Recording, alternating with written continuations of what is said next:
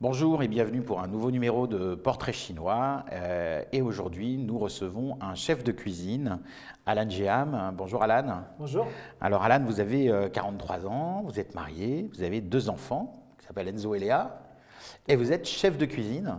Et puis pas n'importe quel chef, parce que vous êtes étoilé au Michelin. Exactement, je suis étoilé depuis 2018. Alors bon, mais ça c'est récent, parce que vous êtes passé par pas mal de péripéties avant d'arriver à la consécration.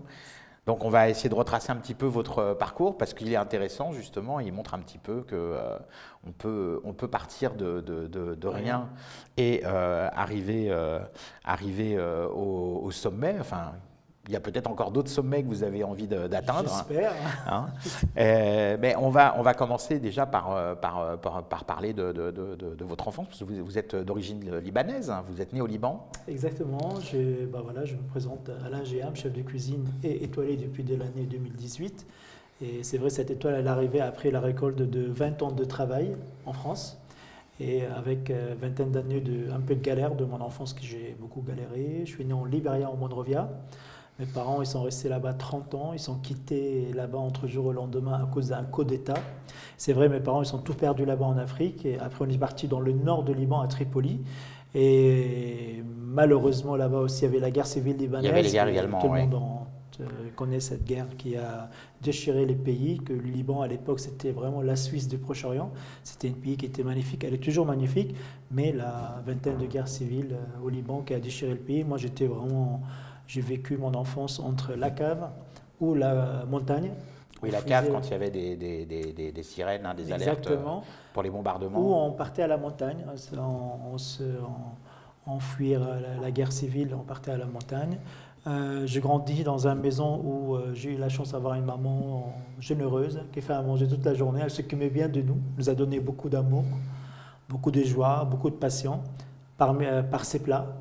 Et un père qui avait toujours l'inquiétude que, comme il a tout perdu en Afrique, il est parti au Liban, il a commencé vraiment. Oui, parce qu'on va expliquer quand même les choses, c'est que vous êtes d'origine libanaise, mais vous êtes né au Libéria, parce que votre père faisait du commerce et de l'import-export. Exactement, ouais. Donc du coup, il voyageait pas mal, et c'est pour ça que vous êtes né au Exactement. Libéria. Mes parents ils sont partis dans les années 1950 en Afrique et voilà en Libéria et après voilà on est parti au Liban et moi j'ai grandi au Liban. Je suis Et arrivé, là, j'avais 4 ans. rebelote la guerre civile encore. Donc la guerre civile aussi a émaillé toute Exactement. votre jeunesse. C'est ça qui vous a donné envie de voyager, de partir ailleurs. Après ça on revient un peu sur l'histoire des peuples libanais. C'est des Phéniciens qui sont beaucoup voyagés. C'est Oui, des des jeunes, commerçants, c'est des beaucoup de gens, c'est des commerçants. Oui. commerçants. Ils sont toujours apporter les cèdres, le bois de cèdre du Liban et le vendre dans le monde entier. Et on voit toujours, quand on est jeune, on grandit au Liban, on a envie de voyager en fait. Voilà, un peuple qui aime beaucoup partir à l'étranger, partir à l'aventure et s'installer. Voilà, moi je suis installé ici, j'ai intégré dans le système, j'ai appris la culture de la France. Et mon épouse, elle vient du nord de la France. Mes enfants, ils sont franco-libanais. Et je trouve que c'est génial. C'est le Ce mélange qu'on de. appelle le vivre ensemble, hein, Exactement. qui est un sujet récurrent. Alors, vous parlez de votre maman qui cuisine, hein, au Liban, vous m'aviez parlé il y a quelque temps de cette odeur de poulet qui envahissait la maison que vous sentez peut-être encore aujourd'hui et qui a marqué votre enfance. Alors, c'était quoi ce poulet? C'était le plat, la spécialité de votre maman? En fait, ma mère en Afrique, elle avait toujours, enfin, elle aimait beaucoup faire la cuisine méditerranéenne, la cuisine libanaise, mais des fois, elle n'avait pas de produits. Elle a commencé à métisser sa cuisine entre le Liban et l'Afrique. Et voilà, elle faisait, c'était un plat autour de poulet, choux et épices et piments. Et c'est vrai, ces plats-là, il m'a marqué beaucoup mon enfance. D'ailleurs, c'est mon plat préféré et j'arrête pas de parler de ces plats-là. Et avant tout, quand le Alors, chou, il est comment s'appelle le plat déjà? Parce que c'est un poulet avec du chou mijoté longuement. Il n'y a pas d'appellation, il y a C'est le plat de maman, quoi. c'est un plat de Une maman. invention de maman. Moi, je l'appelle poulet chou, voilà, parce que je trouve que c'est mignon. Et c'est vrai quand le chou elle est mijoté avec le poulet et les épices et les piments, il dégage une odeur extraordinaire. Et moi, je peux repérer cette odeur-là de 200-300 mètres de loin. Et c'est vrai, quand je suis arrivé dans le bas de l'immeuble, à l'entrée de notre immeuble, je vois cette odeur-là et je sais que ma mère elle a fait ce plat-là et je courais directement. Et jusqu'à maintenant aussi, ailleurs, je réclame, à chaque fois que je le vois, je dis, est-ce que tu peux me faire Le poulet chou. ces poulets choux? Parce qu'il n'y a que elle, la recette entre ses mains, et voilà, il n'y a que ce qu'elle elle peut faire ce plat-là. Est-ce que c'est de ce plat de poulet qu'a inventé votre maman qu'est né un peu votre goût pour la cuisine? C'est un des plats de ma mère, mais c'est vrai, c'est ma première chef et c'est elle. Moi, je n'ai pas fait d'école, je suis autodidacte aujourd'hui, mais j'ai eu la chance d'avoir une maman qu'elle m'a appris avant tout la générosité. Elle m'a appris à aimer les gens. Elle m'a appris de se faire plaisir. Parce que tu le vois réveiller à 4h, 5h du matin pour préparer son plat du jour. Et moi, ma chambre, elle était juste à côté. Elle me demandait, mais maman, c'est 5h, qu'est-ce que tu fais là? Elle me dit, ah, c'est un plat qu'il faut rouler, le faire farci. Ça prend beaucoup de temps. Je me réveille un peu plus tôt pour préparer le plat. Et à midi, il sera prêt pour vous. Et ça, je trouve que c'est génial. Oui, la cuisine des femmes méditerranéennes, c'est une cuisine de temps et de patience. Exactement. Et surtout, la cuisine méditerranéenne, c'était une cuisine des femmes. Moi, la cuisine libanaise, en tout cas, c'est une cuisine de maman, de grand-mère, de tante. C'est une cuisine des femmes. Beaucoup d'amour, beaucoup de passion, beaucoup de plaisir.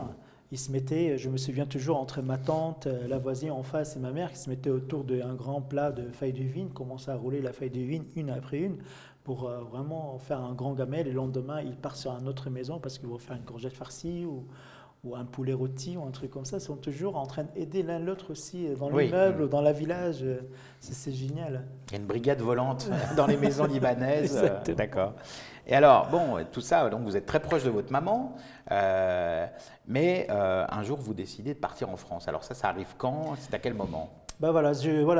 J'étais beaucoup admiré par le travail de ma mère, par la cuisine de ma mère, par sa générosité. Et c'est vrai, on voit que la cuisine libanaise, c'est une cuisine de partage. On mange avec les mains, avec la cuillère, avec le pita. Et on regarde on mange tous dans le même plat au milieu de la table, c'est convivial. Oui. Et d'un seul coup, de l'âge, on peut dire 9 ans, 10 ans, on voit des missions sur la télé qui passent sur la cuisine française. On regarde dans le magazine des plats, on voit là le filet de bœuf et les mettent ici, les légumes tournés ils sont pas là, la sauce à côté, l'art des tables, on mange avec la fourchette, le couteau, la cuillère à sauce. J'ai gardé tous ces arts des tables et une fascination un peu pour en disant mais ça c'est pas une cuisine, c'est très perturbant, c'est des tableaux d'art, c'est quelque chose. Et un jour j'irai en France pour apprendre à Paris, en France, pour apprendre cette cuisine-là. Donc à 9 ans déjà, c'est-à-dire presque 15 ans avant de venir vraiment en France, mais à 9 ans déjà, vous commenciez à regarder la France et la cuisine française avec des yeux ébahis. Les yeux qui brillent. Jusqu'à maintenant, quand je regarde la cuisine, j'ai les yeux qui brillent. Et c'est vrai, c'était un rêve de gosse. C'était une idée en disant, oui, un jour j'irai voir le Tour Eiffel, je vais aller voir Paris, je vais aller manger la baguette, les macarons, déguster leur foie gras.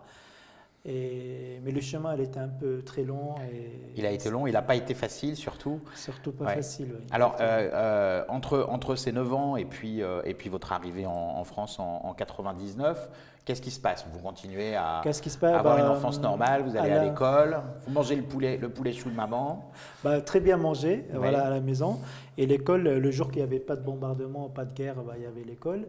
Et j'étais marqué par ma mère, par la générosité de ma mère, mais par contre aussi par la gestion de mon père, parce que mon père était beaucoup attention c'est assez sous, et parce que quand il a tout perdu en Afrique, il m'a ramené avec lui travailler dans son épicerie, et il m'a appris de compter, il m'a appris comment on fait d'économie, elle m'a appris comment acheter et vendre, à faire sourire pour ses clients, à un jeune âge, et il m'a appris de réveiller très tôt, et coucher tard, et travailler de grosses journées qui restent debout.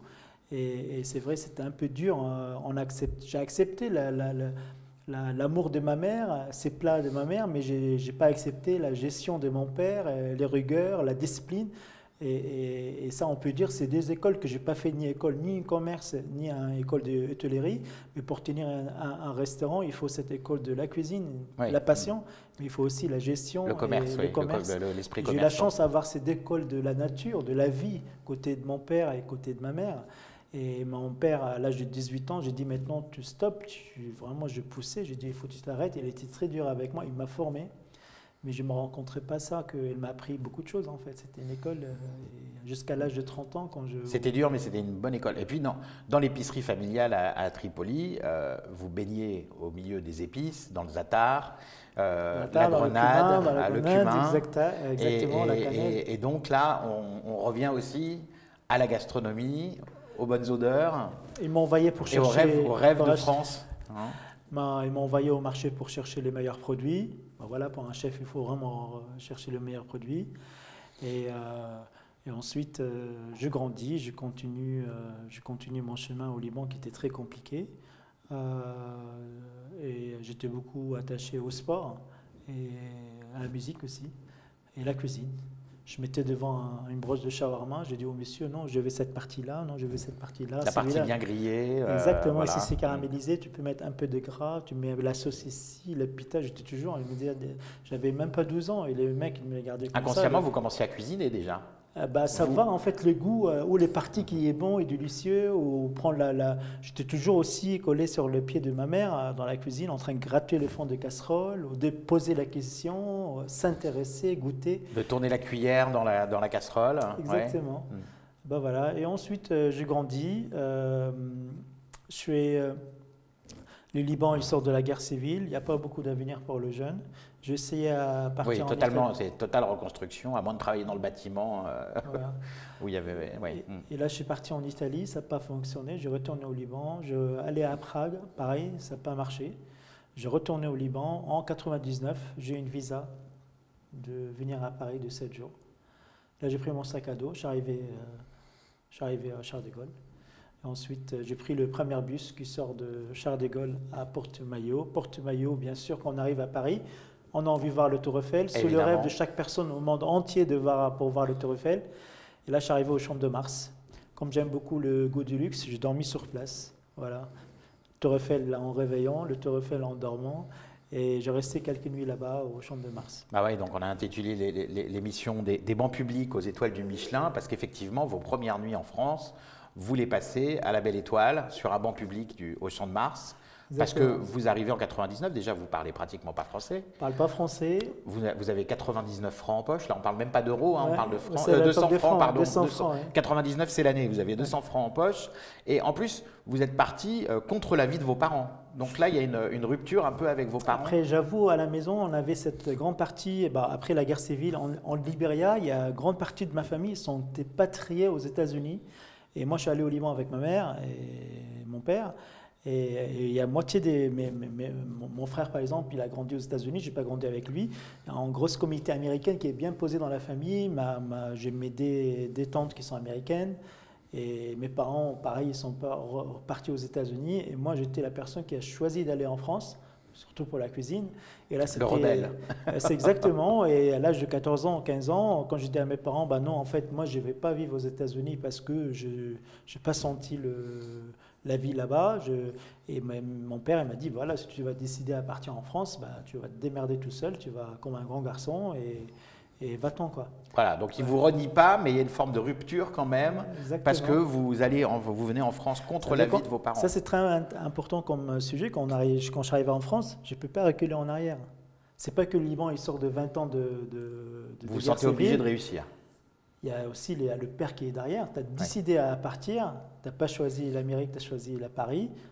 Maintenant, tu vas compter sur toi-même, tu vas te démerder. Vous ne pouvez pas échouer. Ça veut dire qu'il n'y a pas de choix, il faut va tout droit et il faut qu'on réussisse et essayer et donner et pas baisser les bras. Alors, du coup, on peut dire que du coup, vous partez de loin parce qu'effectivement, vous, à part avoir travaillé dans l'épicerie familiale puis avoir fait quelques petits jobs comme ça, vous ne connaissez pas de métier en particulier, vous ne parlez pas français. Vous avez 200 francs en poche. Vous n'avez pas de logement. D'ailleurs, vous dormez sur les bancs du Champ de Mars à votre arrivée. Vous partez de très très loin, c'est-à-dire vous avez le moral quand même. Hein. En fait, la question, c'est vrai que est-ce que c'était difficile le moment que je danse sur un banc sur le Champs-Élysées, enfin sur le Champ de Mars? Je peux vous dire non. En fait, comme tu as grandi dans la guerre civile libanaise, c'est ça le moment qui est difficile quand tu vois que tu as perdu des collègues à l'école, ou tu as perdu tes voisins, ou tu as vu des gens à moitié leur corps dans la rue. Et tu arrives en France, tu arrives dans la pays des... En gros, vous positivez et vous dites... C'était un paradis, même pas que j'étais... J'ai toujours rêvé d'être en France, j'y suis, je ne vais pas maintenant... me plaindre parce que je dors sur une banquette, et voilà, exactement. Pour moi, c'était vraiment le paradis où je suis en sécurité, je suis bien, et malgré qu'il n'y avait pas de sous, pas à manger et il n'y a pas de logement, il n'y a pas de toit. Et en parlant de sous, vos 200 francs, ils durent combien de temps? Parce qu'il faut bien se nourrir un peu. Écoutez, vraiment, j'ai mangé pendant quelques jours des baguettes, des fois on mettait une boîte de thon dedans. Je dis aussi, il y a des fois aussi, je suis parti dans un grand supermarché, j'ai mangé là-bas des fruits et de légumes sur place. Je n'ai pas acheté et voilà, ça a duré 2-3 jours et ensuite, bien sûr, il y avait un terrain de basket là-bas en fait. Oui, je commence à jouer des baskets. Assez sportif, donc vous jouez au basket avec des jeunes qui sont là. Jeunes que j'ai parlé anglais avec eux et quelqu'un qui m'a dit, voilà, mon oncle tient du chantier, est-ce que tu sais faire la peinture? Bien sûr, c'est moi je demandais s'il pouvait m'aider, tout ça. J'ai dit, bien sûr, la peinture. J'ai jamais touché une brosse dans toute ma vie, mais là, j'ai vu qu'aujourd'hui, il faut que je fasse la peinture, je suis prêt à le faire. Et donc vous dites, oui, je sais peindre, et vous commencez à aller faire de la peinture en bâtiment, dans des appartements. La première chantier, c'était un peu compliqué quand même. Là, oui, parce qu'en fait, il s'avère que vous n'étiez pas du tout un bon peintre. Hein. Au bout de 3 jours, le début, il était un peu hésité, mais au bout du 3e, 4e jour, je me fais dégager comme une... de la chantier. Mais là-bas, j'ai rencontré quelqu'un qui m'a ramené avec lui sur un autre chantier. Et j'ai dormi dans le chantier aussi. C'était un moyen de sortir de l'arrêt aussi, le chantier. Et je commençais à apprendre l'art de peinture. Et le début, j'étais le petit qui va nettoyer le chantier, et voilà, garder les pinceaux propres, tout est propre. Et après, petit à petit, je commence à m'impliquer. Et pareil, c'est un petit réseau de chantiers. À chaque fois, quelqu'un qui m'a ramené avec lui, jusqu'à j'ai terminé aux sociétés Bouygues à Créteil. Il y avait le quartier du chou là-bas à Créteil, tous ces immeubles avec comme le chou. Alors on revient au chou là, avec le poulet chou. Vous revenez au chou à nouveau. C'est comme par hasard. Le quartier du chou, je participais pendant 6 mois en train de faire les peintures de ravalement de façade à l'extérieur. Et c'était une métier qui était très dangereuse et bien sûr clandestin. Je n'avais pas de papier, il ne faut pas bien préciser. Je commençais à grimper au 30e au 25e étage, à nettoyer les immeubles au Karcher avec le pinceau. Et là, pour l'instant, il n'y a pas de cuisine. Alors là, déjà, parce que vous arrivez, vous nettoyez les chantiers, puis à la fin, vous finissez vraiment peintre en bâtiment. C'est-à-dire que même là, déjà, dans un métier que vous ne connaissiez pas, déjà, vous commencez à faire preuve de volonté, c'est-à-dire que vous voulez toujours aller plus haut, quoi. Vous voulez toujours aller vers le sommet, vous fixez un objectif. Je trouve la peinture, c'est travail d'artiste aussi. J'avoue, il n'y a même pas la semaine dernière, je refais la chambre de ma fille, j'étais tout content. Et mon épouse, elle veut ramener quelqu'un pour faire la peinture. Je dis non, laisse-moi s'il te plaît me faire plaisir. Et là, je fais toute la peinture de la chambre et ça me fait non plaisir. Voilà, c'est que je peux ramener peut-être des dizaines de personnes à travailler dans mon appartement. Je le fais avec mes mains et ça m'a fait non plaisir. Je trouve que c'est beau. Et alors là, quand on est dans les pots de peinture, on est quand même loin des belles assiettes que vous aviez vues à la télévision libanaise, la grande cuisine française. Et comment vous passez de la peinture déjà, alors sans passer à la grande cuisine française, mais déjà comment vous arrivez dans un restaurant libanais, je crois. Oui. En fait, le truc, c'est dans ma vie, moi je parle de moi, on a un rêve, on a envie de le réaliser, mais des fois, on ne peut pas sauter directement dans notre rêve. Il faut aujourd'hui travailler, donner les moyens pour obtenir notre rêve, bien sûr. Aujourd'hui, j'ai envie d'être un chef de cuisine, je commence dans le bâtiment, mais avant d'être chef de cuisine, il faut que je trouve un logement, un toit, il faut que je mange, il faut que je change, il faut que avoir des vêtements, il faut que je vive dans un pays, et je ne peux pas sauter directement dans mon objectif. Ça veut dire... Oui, comme si on gagnait au loto du jour au lendemain. Il y a des étapes par lesquelles vous vous sentez obligé de passer et par lesquelles vous êtes obligé de passer. Oui. Exactement. Là, j'ai commencé par le bâtiment. J'ai déménagé dans un studio à Cambronne, rue Chloé, de 10 mètres carrés. On était 2-3 peintres dedans. Je commençais à aller faire mes courses à Barbès chaque dimanche et rentrer dans mon studio et faisais à manger pour mes colocataires. Et là, avec de connaissances, quelqu'un qui m'a présenté un restaurateur qui était un petit snack dans le 16e arrondissement, place de Mexico, pour quelqu'un vient le soir faire le ménage, faire le vaisselle, nettoyer les vitres, aller faire de courses, sortir le chien, enfin voilà. Et moi, le matin, partais à 5h du matin au chantier. J'ai terminé à 5h. Vous faisiez ça en plus de la peinture en bâtiment. Exactement. Et comme il n'y avait pas de chantier samedi, dimanche, je suis allé sur ce monsieur-là pour l'aider, donner un coup de main. Et donc ça, c'est un restaurant libanais C'est un snack libanais. Un snack libanais, d'accord. On ne parle pas de salaire, de rien. Là, juste que j'ai mangé le repas des soirs.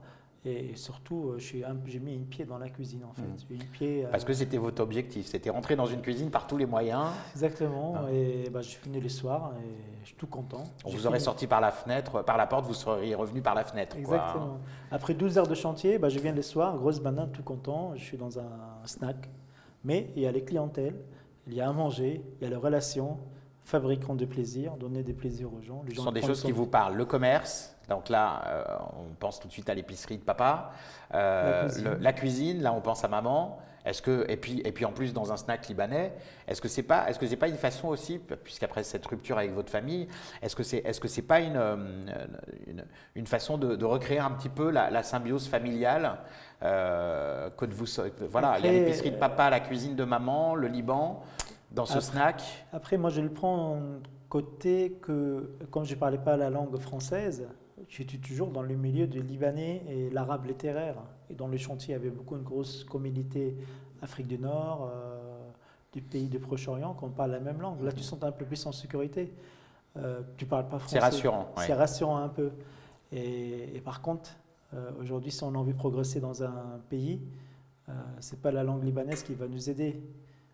C'est pas la communauté libanaise, la communauté Afrique du Nord ou le Proche-Orient qui va m'aider à progresser ici. Il faut que tu parles français, il faut apprendre la langue française. Bien sûr. Il faut que tu connais la culture française, il faut que tu échanges avec des Français pour avancer dans un pays, c'est ça le truc. Et bah, je commençais le matin chantier, le soir avec le snack. Et ensuite, je commençais à aider le chef qui est là-bas, donner un coup de main, faire le ménage. Et le moment où j'ai 2 minutes, je commence à faire des beignets, des plats, plein de choses. Et un jour, en arrivant au bout de 2-3 mois, j'étais dans ces snacks-là. J'arrive à la porte, je vois le patron de ces snacks-là, on se reste total en train de manger ses angles. Et je dis, mais qu'est-ce qui se passe ça? Il m'a dit, oh, putain, le chef, il est parti à l'hôpital, s'est blessé. Et là, je l'ai gardé comme ça. Je n'attendais pas qu'il me dise est-ce que je sais faire des choses. Il avait quelques commandes. Là, je suis allé sauter directement dans la cuisine. Et tout ça a commencé par là. Là, je fais le service les soirs. Je préparais mes plats, je préparais tout le repas. C'est votre premier place de chef, on peut dire, même si c'est dans un snack. C'était place de chef de 1h30 ou 2 heures. Mais voilà, c'était mon premier poste que je fais à manger et j'ai donné. Et j'ai fait un bordel gigantesque dans la cuisine. Mais le propriétaire de ce snack-là, il me dit, mais toi, tu sais faire à manger? J'ai dit, oui, c'est mon rêve de faire la cuisine. Il m'a dit, ah bon, tu m'as pas dit? J'ai dit, oui, d'abord, j'ai cherché à me sortir de la situation que je suis dedans. Je voulais faire mes preuves d'abord, voilà, me prouver à moi-même déjà, avant de prouver aux autres. Oui. Et moi, j'ai plein d'objectifs, je suis quelqu'un ambitieux, j'ai envie de faire plein de choses. Et là, ce monsieur-là, il m'a aidé à avoir mon carte de séjour. J'ai resté en France presque 15 mois sans papier. Et j'ai fait mon cadre de séjour, il m'a fait mon premier contrat, et je commence à travailler dans cette maison-là, une cuisinier, et ensuite vendeur de sandwichs, de snacks et tout ça. Et là, bien sûr, l'objectif, c'est la cuisine française, pas la cuisine libanaise. Après, j'ai eu mon premier logement, c'était un chambre de bonne avenue Georges Mandel, genre 8 mètres carrés, dernier étage. Et là-bas, il y avait... c'était les chambres des femmes de ménage qui étaient autour. Alors vous restez dans les beaux quartiers quand même, hein, malgré tout. C'est pas grand, mais vous êtes dans les beaux quartiers. C'était une chambre de bonne, sans lavabo, sans rien, tout est dans le couloir. Il y avait juste une petite fenêtre. Oui, il n'y avait que l'adresse qui était prestigieuse. Exactement. Oui. Mais voilà, j'ai freiné quand même devant les gens que je connais. J'ai dit, j'habite dans cet immeuble.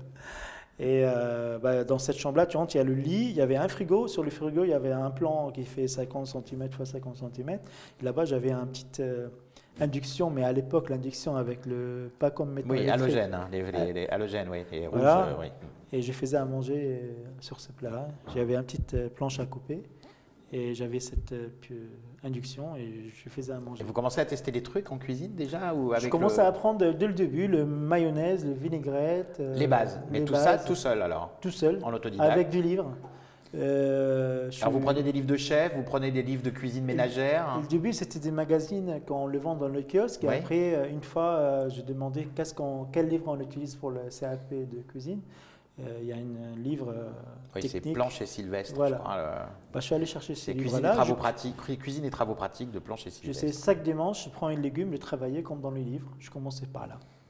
Et dans ces étages où j'étais, il y avait une fille là-bas qui avait un petit ami qui travaille comme maître d'hôtel dans un restaurant qui s'appelle Le Totem au Place de Trocadéro. Actuellement, il s'appelle Café de l'Homme. Et, non, le Giraffle, je pense à chaque La fois. Giraffle maintenant, Ouais, oui. Giraffle.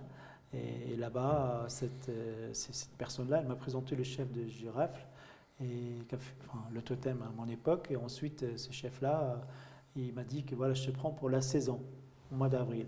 Oui, donc en renfort pour la saison touristique. Est-ce que tu sais faire la cuisine? Oui, oui, bien sûr, toujours oui. Oui, alors vous dites toujours oui quand on vous pose une question, c'est toujours oui. Tant que ça peut vous permettre d'aller plus loin, vous n'hésitez pas à arranger un petit peu la vérité Voilà. parce que vous êtes vraiment volontaire, vous voulez aller au bout. Volontaire, j'ai envie d'aller au bout, j'ai envie à évoluer, j'ai envie à avancer, j'allais me jeter, je prenais toujours de risques, je ne posais pas de questions.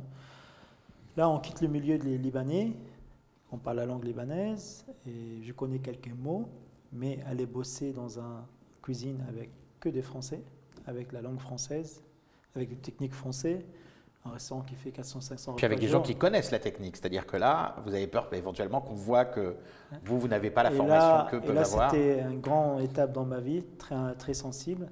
Et j'ai pris le plus grand risque parce que j'ai failli tout perdre. Bien sûr, on va là-bas, les gens ils parlaient vite, je ne comprenais pas. Et quand tu ne comprends pas, tu fais que des bêtises et on t'engueule, on t'engueule, on t'engueule. Et ensuite, au bout de 2-3 semaines, le chef il t'en convoque en disant bah, malheureusement, on ne va pas te garder. Barrière de langue, quand tu ne comprends pas, quand tu là, Et tu puis en pleurs. vous m'aviez expliqué aussi qu'à une certaine période, vous aviez envoyé des CV en disant j'ai travaillé là, j'ai tel diplôme. Hein. Oui, exactement. C'est-à-dire que pour vous, tous les moyens étaient bons pour vous faire engager dans une cuisine Juste française. bosser, oui.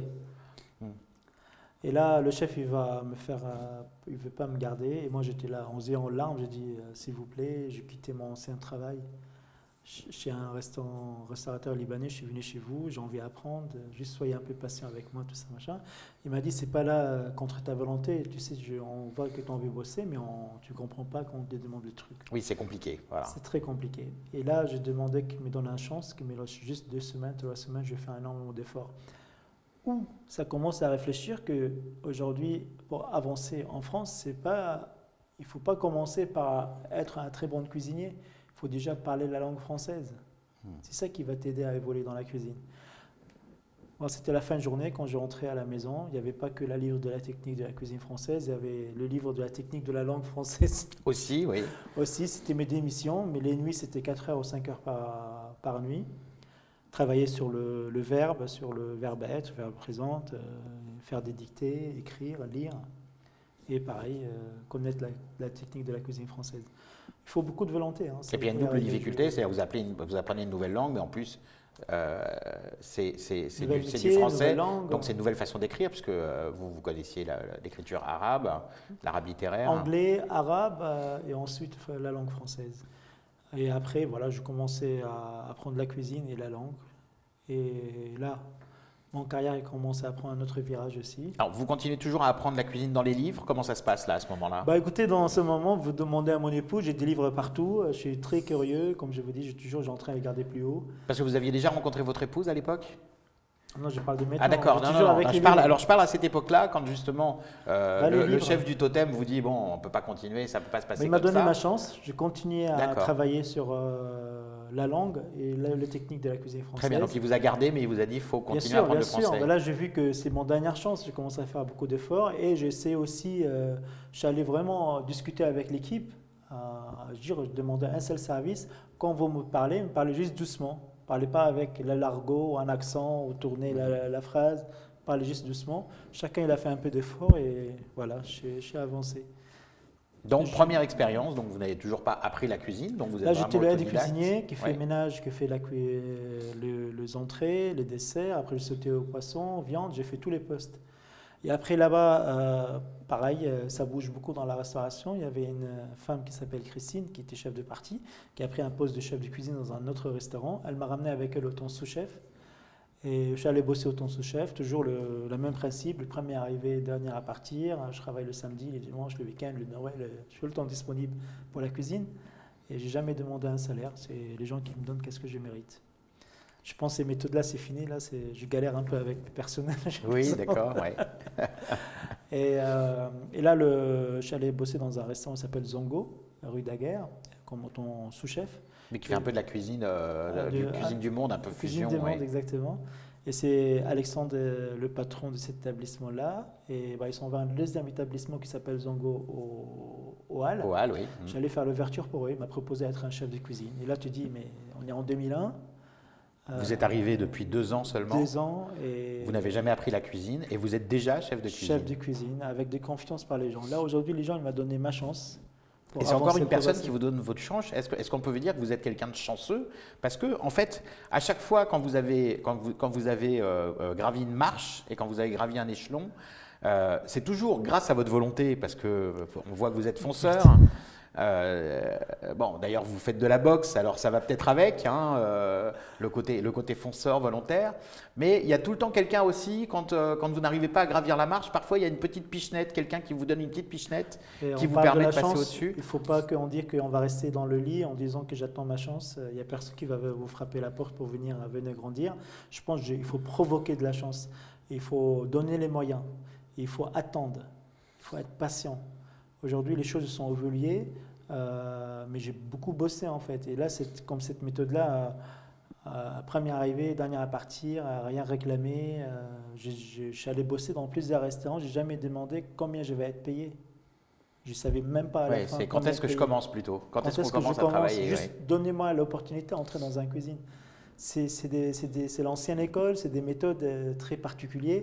C'est ça quand j'ai dit, ça ressemble j'ai eu un peu au compagnonnage, l'apprentissage.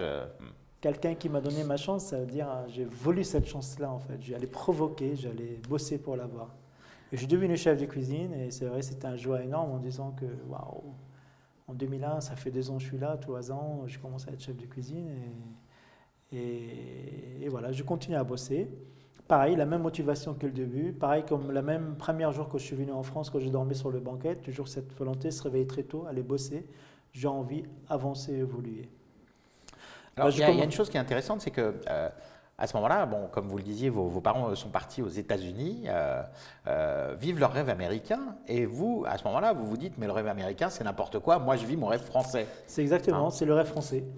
Je continue à... Alors quand vous arrivez chef de cuisine, qu'est-ce que vous faites? Vous l'annoncez à vos parents parce que vous êtes toujours en contact avec vos parents, même si vous êtes parti un peu en froid quand même, oui. Vous êtes toujours en contact avec vos parents. Je l'annonce, j'ai dit écoutez, voilà, je suis à Paris, je suis devenu chef de cuisine, je ne dormais pas la nuit, je ne croyais pas que je suis chef de cuisine. En plus, il y a quelques... Mais est-ce qu'ils vous croyaient d'ailleurs? Parce que peut-être qu'ils se disaient, il dit ça pour nous rassurer. Après, au Liban, un chef de cuisine, c'est... Oui, c'est peut-être pas aussi prestigieux qu'en France. Regarde tes cousins, ils sont médecins, ton frère il est ingénieur, ta cousine elle est pharmacienne. C'est ça le métier qui fait rêver la communauté libanaise. Oui, donc il ne fallait pas être chef de cuisine, il fallait être un grand chef de cuisine, quoi. Mais ce n'est pas la même valeur de choses. Maintenant, ça a changé maintenant. Mais il y a 20 ans en arrière, même pas, je pense en France, il y a 20 ans en arrière, c'était pas... Être un chef de cuisine, il n'y avait pas toutes ces émissions sur la télé, il n'y avait pas autant des articles, de trucs en fait. Et quand on se retrouve chef de cuisine seulement 2 ans, alors que 2 ans avant, on n'avait jamais travaillé dans une cuisine, vous ne parliez pas français, vous n'aviez pas un rond, vous dormiez dehors, et 2 ans après, vous êtes chef de cuisine, et vous allez vous retrouver à diriger des gens qui parfois ont plus de technique que vous, plus d'expérience que vous. Est-ce que ça ne fait pas un petit peu peur? On est dans quel état d'esprit? Mais déjà, arriver en France avec un sac à dos, ça fait peur. Mais je n'ai jamais posé de questions. Je continue à foncer tout droit. Je ne laisse pas les doutes installer en moi. En fait. J'essaie d'abattre les doutes et la peur et le stress. Et le début, je gérais des gens, bien sûr. Ils se moquaient de moi. Et quand j'écrivais sur le tableau, le lendemain, ils mettaient comme une dictée, ils mettaient 0 sur 10, que j'ai fait beaucoup de fautes d'orthographe. Il y avait beaucoup de petits pépins comme ça, mais je ne laissais pas me battre. Je suis plus fort, il faut être très fort mentalement. Oui, c'est ça. C'est-à-dire que vous avez une force mentale qui fait qu'après, le reste suit, quoi. Et les trucs, on ne peut pas reculer en arrière comme il n'y a rien qui t'attend derrière, en fait. Ni tes parents, ni le pays, rien. Il faut tout droit. Oui, parce que là, comme vos parents vous ont dit, si tu pars, tu comptes pas sur nous, de toute façon, vous êtes condamné à réussir, on peut dire. Exactement. Et vous restez combien de temps au Zango alors? Zango, j'ai resté 2 ans chez eux, jusqu'à 2003, 2004. Et là, je suis parti chercher une nouvelle aventure. Au Zango, on faisait une cuisine de monde et moi, j'ai envie d'avancer dans la cuisine française. Et là, je commence à travailler dans le bistrot parisien. J'ai fait le Mosaque, j'ai fait le Square. C'est une cuisine alors, de Mosaque, marché. c'est très traditionnel. Hein, Très traditionnel. La cuisine vraiment ménagère, la cuisine vraiment traditionnelle des régions françaises. Voilà, exactement. Toujours fidèle aux livres, toujours avec des livres. On s'apprend de la cuisine, des techniques, des plats de région. Vraiment enrichissent le mémoire avec des recettes et des plats français. Et essayer, manger, déguster. Et je commence à évoluer. Et bien sûr, pendant 7 ans, 8 ans, quand tu deviens chef de cuisine, ça veut dire ton salaire, hein, tu progresses aussi au niveau de l'argent. Alors, est-ce que vous servez de cet argent pour aller manger chez des grands chefs, justement? Je faisais pas ça tous les jours, mais chaque 2-3 mois, je suis allé m'offrir une belle table. Une belle table avec des chefs qui, je les garde comme des dieux de la cuisine. Ceux que vous aviez vus à la télé avant. Alors, votre première belle table avec un grand chef, c'était quoi? Vous vous en souvenez? La première table, c'était Lucas Carton. Ah oui, quand même. Oui, donc vous avez une très belle table. Voilà, Alain Sandrins. Oui, Alain Sandrins. Donc, place de la Madeleine. Et alors là, vous rentrez dans un univers. Le chef Jérôme Banquetel qui était son sous-chef là-bas aussi. D'accord, oui. Je suis allé manger là-bas, j'étais tout content. Waouh, énorme. Et ma cuisine, c'est une cuisine simple, mais j'essaie beaucoup de bousculer ma cuisine pour avancer et progresser. Pendant tous ces temps-là, je commence à faire d'économies.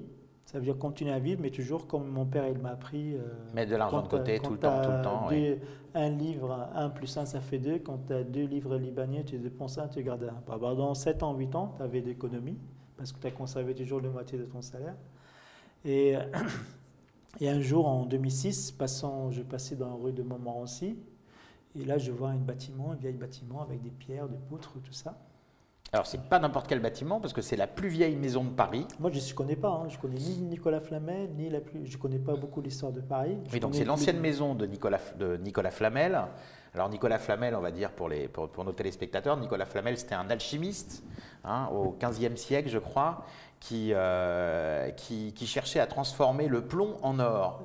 Et c'est incroyable parce que votre vie, toute votre vie, c'est un peu ça. C'est de vouloir transformer le plomb en or.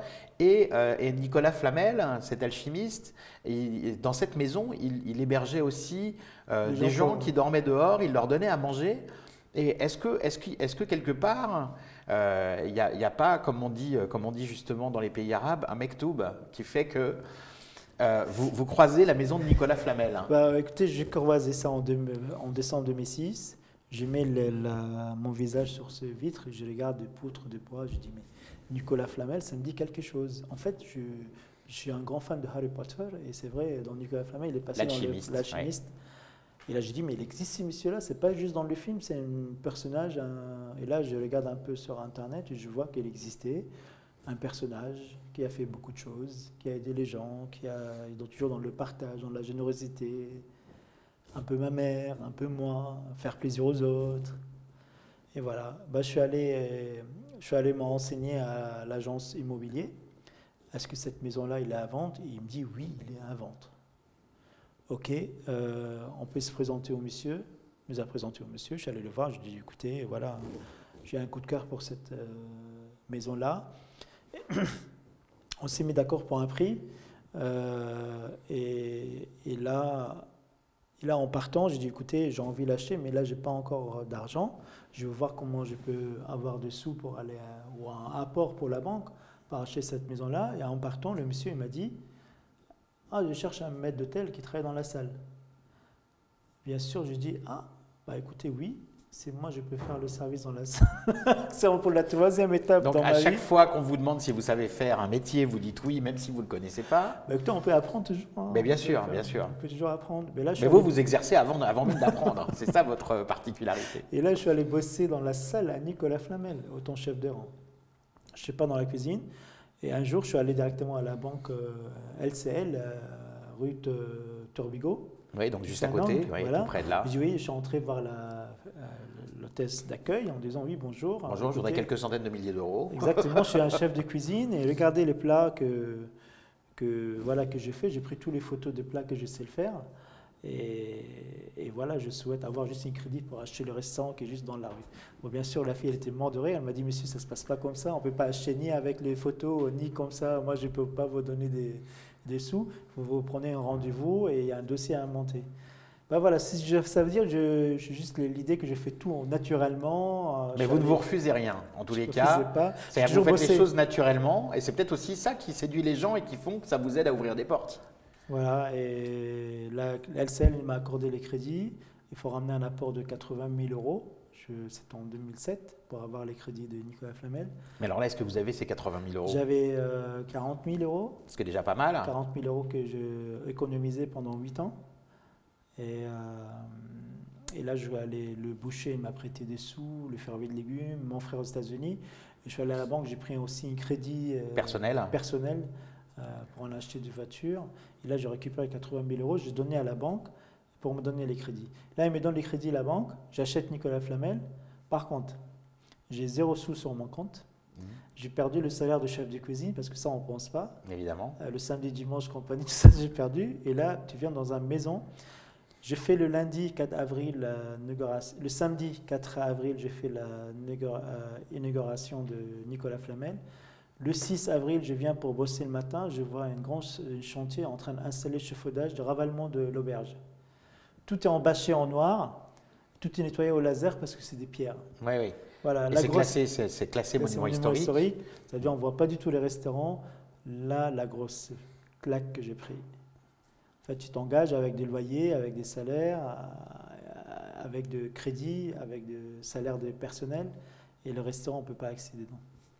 Ah, vous ne pouviez même pas rentrer dans le restaurant? Non, on voit plus, c'est le bâche noir, oui. On faisait 0 couverts les midis, 6 couverts les soirs. D'accord, alors ça dure combien de temps? Ça, c'était en avril. Je reste au mois de mai. Début mois de juin, catastrophe, il n'y a pas de sous. Je commence à être en négatif. Et là, tu ne réfléchis pas du tout, en fait. C'est ton rêve d'avoir ton restaurant, la table de ton restaurant, mais je n'ai pas choisi le bon. Je suis allé voir mon avocat, j'ai dit, écoutez, voilà, je suis dans le sinistre, un grand sinistre, et il n'y a pas des clients, machin, de ravalement. Le ravalement, c'est prévu tout l'été. Je ne sais pas quoi faire. Il m'a dit, voilà, il faut... Bon, tu diminues le salarié, enfin, on va pas beaucoup de salariés pour diminuer voilà, le charge donc de frais. Là, vous vous organisez, mais vous finissez par vous en sortir, parce que finalement, après, le restaurant, il marche bien, il tourne. Et c'est votre... Et là-bas, en sortant de chez mon avocat, le prochain rendez-vous qui était derrière moi, c'était un jeune monsieur qui s'appelle Dany, que mon avocat il me présente. Il me dit, voilà, je te présente ton compatriote. Ça, il est d'origine libanaise, quelqu'un qui a des affaires à Londres, à Paris, qui cherche un chef de cuisine pour Saint-Tropez. Moi, j'ai dit oui, bah, écoutez, je connais un grand réseau, donnez-moi ton numéro de portable, j'essaie à t'appeler quand je trouve quelqu'un. J'y vais au restaurant, c'était un vendredi. Pareil, 0 couvert le midi. J'étais assis sur la table, j'ai dit, mais qu'est-ce que je veux faire? Il faut que je trouve une solution, quoi. J'ai pris le téléphone, j'ai appelé Maître Patil, j'ai dit, écoutez, Maître, voilà, j'ai trouvé votre chef, rendez-vous lundi. Ah, génial, bravo, j'étais rapide. J'ai dit, oui, j'étais rapide. Rendez-vous lundi 15h, lundi 15h. Lundi, il vient le maître pâtissier au rendez-vous, il vient le propriétaire de restaurant au rendez-vous, et là, on était assis tous les trois. Il m'a dit, mais il est où le chef? Il est où le chef? Il est là. J'ai dit, voilà, le chef, il est là. Ah bon, mais comment tu vas faire? J'ai dit, écoutez, voilà, vous avez vu le chauffaudage à l'extérieur, et il faut que je travaille.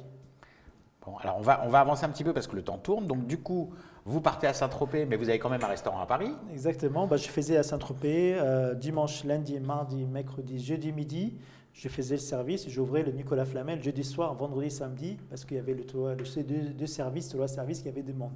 J'ai resté pendant 4 mois Saint-Tropez et Paris. La fin de saison, je suis venu avec du sous. Ça me permettait à payer les dettes, à faire un site internet, à carte de visite. Et ils ont enlevé le chauffaudage. Vous avez tout fait petit à petit, vraiment. Petit à petit. 1 euro par 1 euro. Et en septembre, la fin septembre, début octobre, on a vraiment fait l'ouverture du Nicolas Flamel avec une façade qui était toute neuve, où je commençais à faire à manger. Et là, c'est un carton. 2 couverts, 4 couverts, 6 couverts. En moyenne, pour vraiment lancer un restaurant, il faut attendre 2 ans. Voilà, pendant 2 ans, j'ai bossé 7 sur 7. Pendant 2-3 mois, je prenais une demi-journée de repos. J'ai bossé pendant tout le temps. Et je continue à progresser dans la cuisine. Le restaurant commence à marcher. Et voilà. Là, le truc, quand on reste à Nicolas Flamel entre 2007 et 2014, pendant 7 ans, c'est beaucoup de frustration parce que finalement, Les gens ils viennent pour Nicolas Flamel, ils ne viennent pas pour la cuisine d'Alain Géham. Oui, oui. Où je commençais à... Oui, parce que vous êtes aussi, vous avez une part de timidité qui fait que vous ne vous mettez pas forcément en avant. Vous vivez votre rêve, vous vivez votre projet, mais vous n'êtes pas du genre. Vous savez avancer, vous mettre sous les projecteurs quand ça peut vous permettre d'évoluer, mais vous n'êtes pas du genre non plus à vous exposer, on va dire. Hein, Voilà, parce que vos premiers restaurants s'appelaient AG, donc avec vos initiales. Et vous avez mis du temps à mettre votre vrai nom, Alain Géham, sur l'enseigne. Je pense le fait que je suis autodidacte, je ne suis pas formé par des grands chefs, on manque toujours en confiance en nous. En plus, je ne sais pas mon niveau, c'est quoi de la cuisine. Je ne peux pas juger parce que je n'ai pas bossé avant. Oui, vous n'avez pas de point de comparaison. Je commençais par aller à AG, mais le début c'était Arc Culinaire de Saint-Germain, après AG Atelier Gourmand, et au bout de 2-3 ans, c'est grâce à Jean Combou, les journalistes commencent à écrire sur Ma Cuisine, c'est à donner beaucoup d'assurance et beaucoup de confiance. Et là, je commence à dire que AG, c'est Alain Géham. Oui, parce que donc Nicolas Flamel, hein, vous avez commencé dans l'auberge Nicolas Flamel, donc rue de Montmorency, dans le 3e, vous avez commencé dans des conditions difficiles, puis vous ouvrez quand même un deuxième restaurant, donc AG Saint-Germain, où là, vous commencez à vous faire connaître vraiment de la presse gastronomique, parce que c'est vrai que l'auberge Nicolas Flamel, vous aviez plus une clientèle de quartier, vous n'aviez pas encore toute la presse qui venait. Puis AG Saint-Germain, ça commence à bouger un petit peu. Vous avez votre premier attaché de presse d'ailleurs. Non, pas pour AG Saint-Germain. Ah, pas pour AG, d'accord. C'est arrivé après pour AG Léal, d'accord. J'ai eu mon premier attaché de presse. Ok, donc les choses commencent à s'enchaîner assez vite. Et puis on va faire quand même un petit pas de géant parce qu'on l'heure tourne. C'est vrai que c'est passionnant. On aurait peut-être dû faire ça en 2 émissions, mais là vous arrivez donc à AG Saint-Germain, AG Léal, et puis vous rachetez un restaurant qui n'est pas n'importe quel restaurant, qui est le restaurant d'Akram Benallal, chef étoilé, qui quitte la rue Lauriston pour s'installer près de la Madeleine, et vous rachetez son restaurant, donc rue Lauriston, dans le 16e arrondissement, qui est une adresse prestigieuse. Et en fait, bon, on dit qu'en général, il faut 1 an et demi, 2 ans pour un restaurant pour espérer pouvoir avoir sa première étoile s'il la mérite. Mais vous, en moins d'1 an, en avril, février, 9 mois, 10 mois, vous avez votre première étoile. Mon première étoile. Et alors là, qu'est-ce qui se passe dans la tête de l'homme qui était arrivé peu de temps avant en France, une main devant, une main derrière, comme on dit, avec pratiquement pas un sou en poche et son sac à dos. Qu'est-ce qu'on se dit? Après, on pense à quoi? Est-ce qu'on pense à ses parents? Est-ce qu'on pense à toutes les galères qu'on a eues? Voilà, l'étoile avant tout, bien sûr, on ne peut pas lâcher, même pas un grand millionnaire. On a 25 restaurants à Paris, on ne peut pas être un chef étoilé. L'étoile, ça ne s'achète pas, c'est vraiment… Ouais. L'étoile, c'est vraiment sur la qualité de travail, sur l'émotion que tu donnes, sur la cuisson, sur le technique. C'est vrai, l'étoile à l'arrivée, c'est les récoltes de 20 ans de travail, c'est le fruit de récolte de fruits de 20 ans de boulot. Et justement, j'ai eu plusieurs restaurants, mais je n'ai jamais quitté la cuisine en fait. Je suis passionné de ça. Aujourd'hui, je suis cuisinier dans ma tête. Cuisinier chez moi ou pour les autres, je suis un cuisinier. Oui, il y a des chefs qu'on voit plus souvent à la télé que dans leur cuisine. Ouais. Hein. Moi, j'ai vraiment je suis cuisinier et je ne peux pas quitter la cuisine. Le jour où tu me sors de la cuisine, je pense que j'arrête la restauration. J'ai toujours ce côté de partage, faire plaisir aux autres, faire à manger, faire des essais. Et dans le restaurant d'Alain Géham, parce que là, c'est le premier restaurant qui est vraiment à votre image, vous faites tous les travaux de A à Z, et la cuisine, de toute façon, elle est ouverte. Donc, on vous voit dans la cuisine. Hein, c'est tout petit, vous avez combien de places assises? 20 places assises. 20 places assises, donc vous n'avez pas voulu non plus que les tables soient trop serrées. Et puis on a l'impression qu'en fait, vous êtes presque comme sur une scène dans votre cuisine ouverte. Exactement. Parce qu'on voit la cuisine de n'importe où dans la salle. Et alors, comment on annonce ça à ses parents?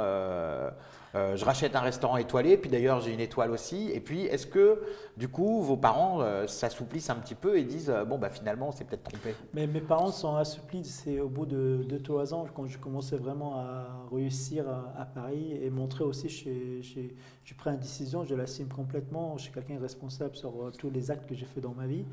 Et surtout avec mon père, au bout de 3 ans ou 4 ans, on a devenu très proches. Et c'est vrai, il est décédé il y a 4 ans, et avant la dernière nuit avant qu'il était décédé.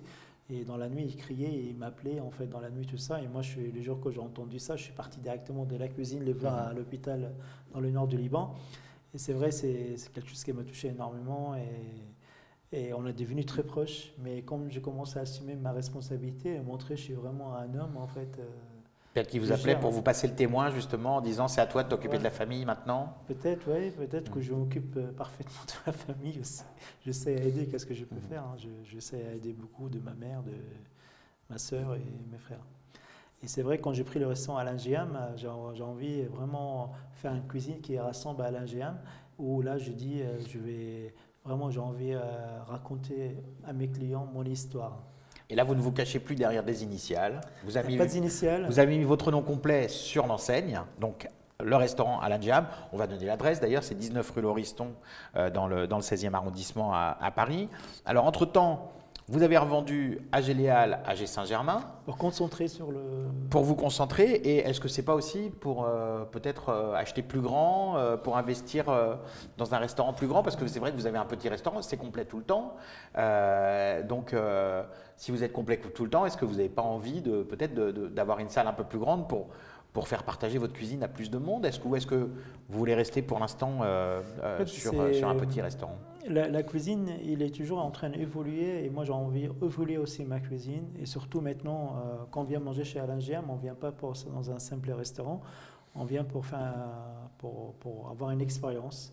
Ma identité culinaire aujourd'hui, c'est l'amour de la cuisine française. Je suis amoureux de la cuisine. C'est la raison que je suis en France depuis une vingtaine d'années.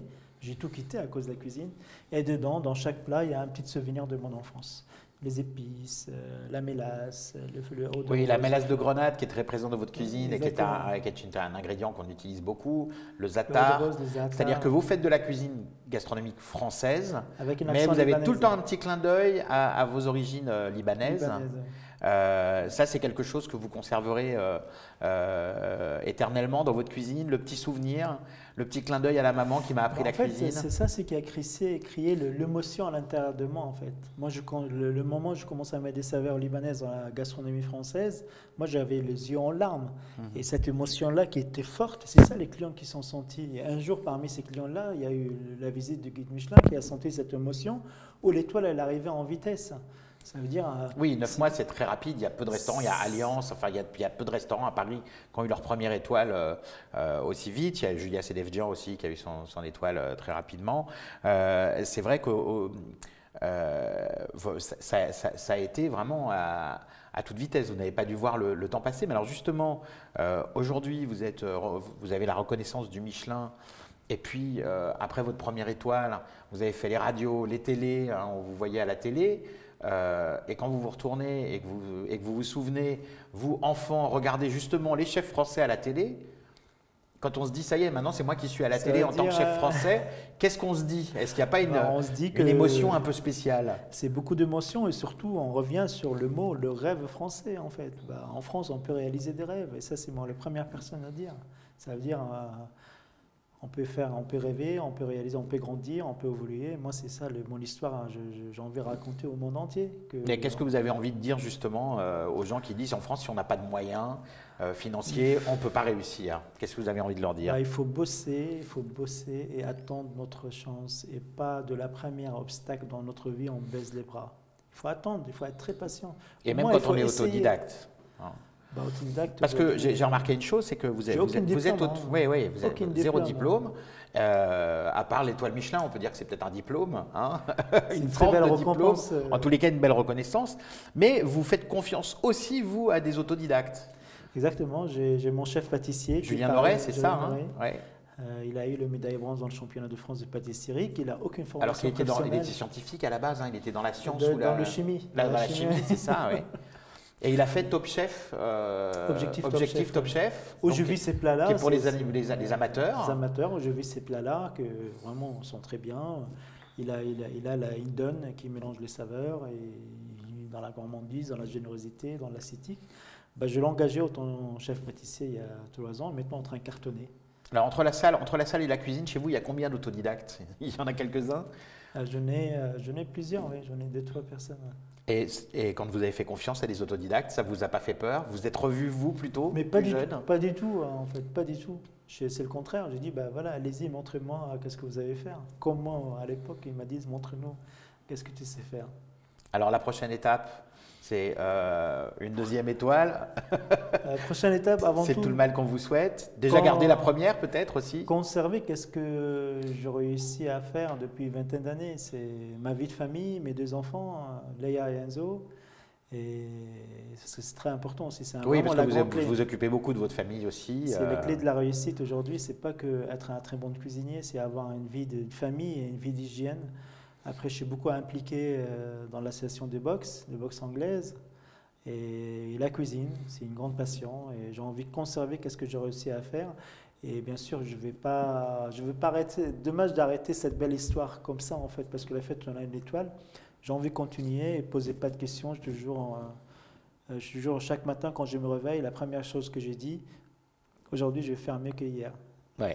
Donc, il y a encore beaucoup, beaucoup de pages de l'histoire d'Alan Geham à écrire, Voilà. apparemment. Peut-être. Bon, en tous les cas, je pense que ce sera un joli mot de la fin. Donc, je rappelle à nouveau l'adresse de votre restaurant. Donc, le restaurant Alan Geham, 19 rue Lauriston, dans le 16e à Paris. Alors, pour les téléspectateurs qui aimeraient aller goûter votre cuisine, on leur conseille de réserver un petit peu à l'avance parce que surtout on n'a pas une table comme ça. ça, on n'a pas une table aussi facilement. Tant mieux pour vous, tant mieux pour vous. Et puis, on se reverra bientôt, peut-être pour la deuxième étoile ou pour un nouveau restaurant, pour de nouveaux projets. En tous les cas, c'est tout le mal qu'on vous souhaite. Merci. Et on a été ravis de vous recevoir et de connaître un peu plus votre parcours. Merci d'avoir suivi cette émission. Restez sur Mandarin TV pour la suite des programmes.